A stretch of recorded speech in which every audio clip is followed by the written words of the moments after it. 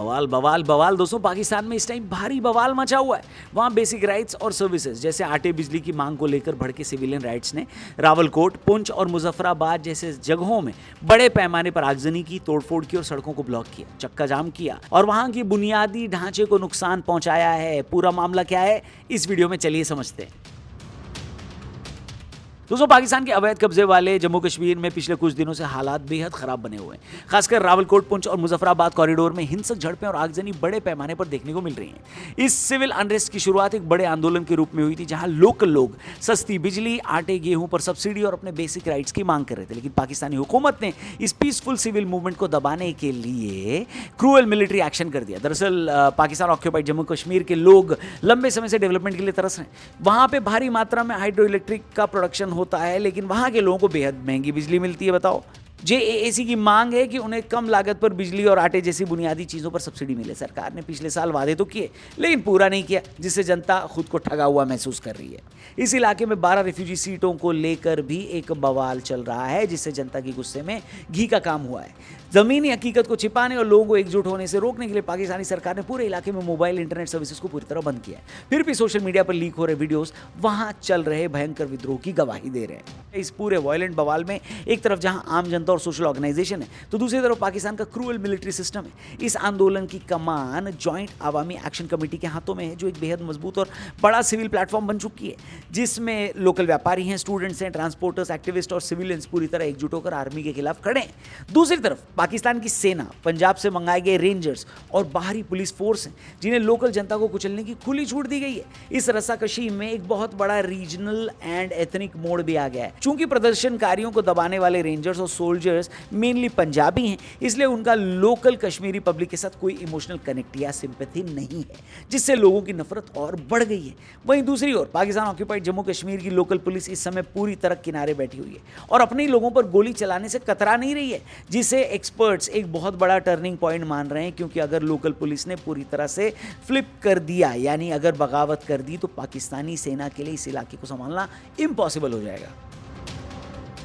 दोस्तों, इस recent crisis ने पाकिस्तान के उस झूठे मुखौटे को भी पूरी तरह नोच कर फेंका है, जिसे पहनकर वो इंटरनेशनल प्लेटफॉर्म्स पर कश्मीर को लेकर रोता रहता है। पाकिस्तान हमेशा से इस इलाके को आज़ाद कश्मीर कहकर दुनिया के सामने प्रोपेगेंडा फैलाता था, लेकिन आज वहाँ की जनता खुले आम फौज के सामने नारे लगा रही है कि अगर हमें आज़ाद करते हो तो सच में हमें आज़ाद करो, हम तुम्हारी मौत बनकर आए हैं।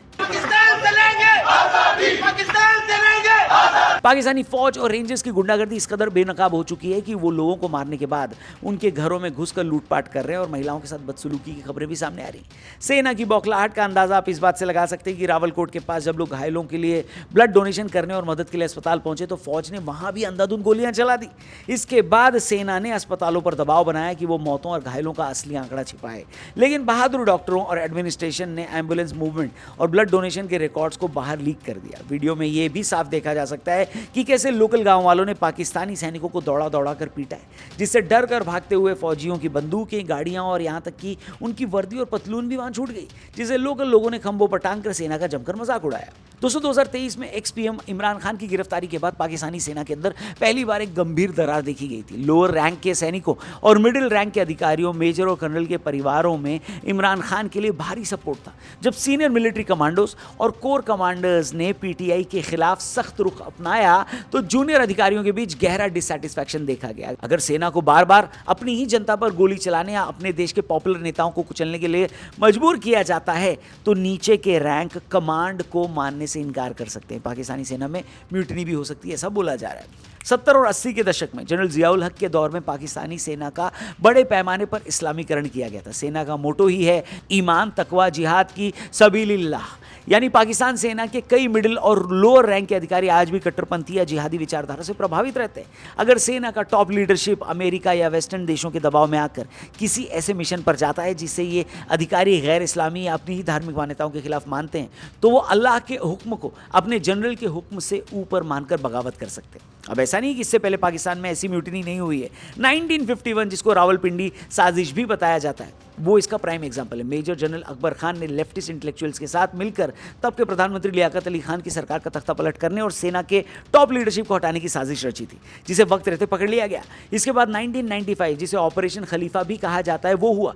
मेजर जनरल जहीर उल इस्लाम अब्बासी की लीडरशिप में कट्टरपंथी अधिकारियों के एक ग्रुप ने तब के जनरल अब्दुल वहीद काकड़ और प्रधानमंत्री बेनजीर भुट्टो की हत्या की प्लानिंग की थी और पाकिस्तान में कट्टरपंथी इस्लामी खिलाफत बनाने की म्यूटनी भी प्लान की थी, लेकिन इसे नाकाम कर दिया गया। बाकी दोस्तों, पाकिस्तान की सेना और खुफिया एजेंसी आईएसआई ने इस पूरे मामले को संभालने में अपनी पुरानी घिसी पिटी और बेवकूफ़ों वाली प्लेबुक का इस्तेमाल किया है, जिसने उनके लिए खराब मोड़ ले लिया है। एक पीसफुल और जायज़ मांग कर रहे social organisation joint Awami action committee को आईएसआई के इशारे पर सरकार ने आतंकवादी संगठन घोषित करके बयान कर दिया है, जिसका रिजल्ट ये हुआ कि जो लोग पहले सिर्फ सस्ती बिजली और आटे की बात कर रहे थे, वो अब पूरी तरह से स्टेट के खिलाफ खड़े हो गए। आर्मी चीफ आसिम मुनीर की ये हैमर डॉक्ट्रिन, जहां हर प्रॉब्लम को सिर्फ गोली और ताकत से दबाने की कोशिश की जाती है, वो अब पूरी तरह फेल हो चुकी है, क्योंकि अब मारे गए लोगों के जनाजों पर और भी बड़ा जमावड़ा उमड़ने लगा है, जो इस गुस्से को नेशन वाइड विद्रोह में बदल सकता है। पर सबसे जरूरी बात यह है कि पाकिस्तान इस समय केवल पाकिस्तान ऑक्यूपाइड जम्मू कश्मीर में ही नहीं, बल्कि चारों तरफ से इंटरनल युद्ध में घिर चुका है। जहां एक तरफ वेस्ट में टीटीपी लगातार सेना को ठोक रहा है उनकी, वहीं दूसरी तरफ बलूचिस्तान के शिकारपुर रीजन में बलूच विद्रोहियों ने सुई गैस पाइपलाइन को उड़ाकर देश की कमर तोड़ दी है। कुल मिलाकर उनके फौज की पॉलिसीज, दिवालियापन और चारों तरफ भड़क रही बगावत के कारण पाकिस्तान का मौजूदा ढांचा पूरी तरह से ढहने की कगार पर है और पीओजे के यानी पाकिस्तान ऑक्यूपाइड जम्मू कश्मीर पर उसका कब्जा अब अपने आखिरी दिनों में गिन रहा है। अब वैसे तो आईएसआई का मेन पर्पस भारत के खिलाफ प्रॉक्सी वॉर चलाना और कश्मीर के मुद्दे को इंटरनेशनल प्लेटफॉर्म्स पर जिंदा रखना रहा है। इस बात को देश का हर नागरिक जानता है, लेकिन पाकिस्तान ऑक्यूपाइड जम्मू एंड कश्मीर का मौजूदा विद्रोह आईएसआई के पूरे नैरेटिव को तबाह कर रहा है। पीओजे के वो इलाका है जहां आईएसआई भारत में घुसपैठ कराने के लिए अपने आतंकी लॉन्च पैड और ट्रेनिंग कैंप चलाती है। लोकल जनता के विद्रोह और सड़कों पर उतरने से आईएसआई की इन सीक्रेट एक्टिविटीज को भारी धक्का लगा है। लोकल लोग अब पाकिस्तानी सेना और एजेंसीज की मौजूदगी का खुलकर विरोध कर रहे हैं। वहीं ये आईएसआई के लिए सरदर्द है। पाकिस्तान में एक टाइम था जब आईएसआई का नाम लेने से लोग डरते थे और इसे एस्टैब्लिशमेंट की सबसे ताकतवर ब्रांच माना जाता था, लेकिन मुनीर के फैसलों की वजह से पहली बार पाकिस्तानी जनता सड़कों पर उतरकर सीधे तौर पर आईएसआई के जनरल्स का नाम लेकर उन्हें चैलेंज कर रही है, चुनौती दे रही है। सोशल मीडिया और रैलियों में आईएसआई की आलोचना हो रही है, ऐसी आलोचना जो पाकिस्तान के इतिहास में कभी नहीं हुई। किसी भी खुफिया एजेंसीज के लिए उनका खौफ और सीक्रेट ही उनकी सबसे बड़ी ताकत होती है कि नहीं, जो अब खत्म हो चुकी है। यानी पाकिस्तान अपने सबसे बुरे दौर की तरफ चल नहीं रहा बल्कि दौड़ रहा है। देखते हैं वो दिन कब आएगा जब पूरी दुनिया पाकिस्तान के और टुकड़े होते हुए देखेगी। ये जो पूरा बवाल हमने आपके सामने एक्सप्लेन किया, उसके ऊपर अगर आप कुछ कहना चाहते हैं तो कमेंट बॉक्स खुला हुआ है, जरूर लिखिएगा। चैनल को भी सब्सक्राइब करिएगा, वीडियो अपने दोस्तों से शेयर करिएगा और हमारे लेटेस्ट पॉडकास्ट को भी जरूर एंजॉय करना। डॉक्टर आनंद रंगनाथन के साथ अमेजिंग पॉडकास्ट हुआ। आप ट्रेलर देखिए, पूरा एपिसोड देखने को मजबूर हो जाएंगे, फुल फील आ जाएगी। ये रहा trailer, enjoy. Do you support cockroach Janata party? जितने भी ये एक्टिविस्ट होते हैं ये कहते हैं we speak truth to power, truth to power. तो You don't speak truth to power because for you person in power is only Modi। जब ममता पावर में थी, जर्नलिस्ट को अरेस्ट कर रही थी, एक्टिविस्ट को जेल में डाल रही थी यूएपीए में, जब आम आदमी पार्टी केजरीवाल अरेस्ट कर रहा था SC/ST एक्ट में जिसने शीश महल एक्सपोज किया, महाराष्ट्र में महाविकास अघाड़ी थी, people were arrested, thrown in jail for 40 days for calling somebody penguin, तब वो पावर में नहीं थे। मैं बत्ती बना के डाल दूंगा ट्रूथ टू पावर तुम्हारी। नहीं भाई, आजकल ये सारी चीजें काट दिया करो, तुम तो बच जाते हो, गाली मुझे पड़ती है। तो एज एन इंस्टीट्यूशन आप आरएसएस को रिस्पेक्ट करते हो, मानते हो? एनॉर्मसली। ठीक। इस देश को अगर सही उस पे लाना है ना, पटरी पे, तो आरएसएस ही ला सकता है। यार ये तो बहुत ही एंटी राहुल गांधी बोला। Who the hell is Rahul Gandhi in terms of the timeline of this country यार? बन सकते हैं यार फ्यूचर पीएम हैं, मतलब बोल क्या इंडिया के? ये देश में फ्रीडम ऑफ स्पीच कभी थी नहीं, तो मैं ये नहीं कह रहा कि मोदी जी के जमाने में नहीं है, कभी नहीं थी। मेरे को कोई सुनता नहीं है, सब आपको सुनते हैं। अब you are the voice of Yogi and Modi, अब आपको नहीं सुन रहे लोग तो मुझे कौन सुनेगा? ज्यादा ही तो नहीं बोल दिया भाई। कोई जयंती हो गई, महात्मा गांधी, सॉरी मोहनदास करमचंद गांधी की जयंती हो गई, उस पे महात्मा नहीं बोला आपने, उनका नाम बोला ना। अब मैं महात्मा रौनक तो नहीं बोलूंगा ना, तो मैं महात्मा हूँ नहीं ना। नहीं, तो वो महात्मा है। आंसर नहीं, मैं हम तो बचपन से यही बोलते हैं। बचपन से तो आप बहुत चीजें बोलते आ रहे हैं। इसको काट देना है यार, ये फंस जाएंगे शादीशुदा आदमी। स्टेट मदरसा क्यों चला रहा है? स्टेट हज सब्सिडी क्यों दे रहा है? स्टेट इंटरेस्ट फ्री लोन्स क्यों दे रहा है? वक्फ लैंड पे आप सेटअप करिए shop. BJP is not anti Hindu but it's not pro Hindu.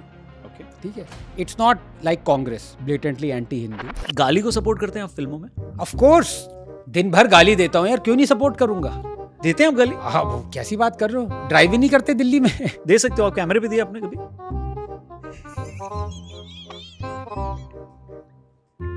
एक आया है कि आनंद रंगनाथन बीजेपी को क्रिटिसाइज इसलिए करते हैं क्योंकि जो बीजेपी को ज्यादा क्रिटिसाइज करता है वो एंड में बीजेपी में चला जाता अरे